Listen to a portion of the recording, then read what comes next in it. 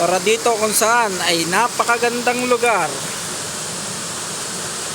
Makikita nyo ang old fashion ng lugar. Grabe, ang ganda. Matatagpuan nyo to sa Akli.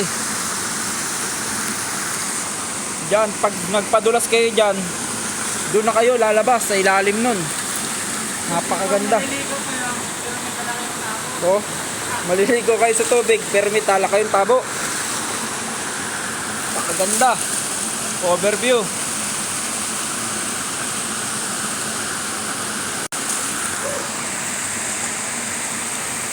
Shout out mga lodi.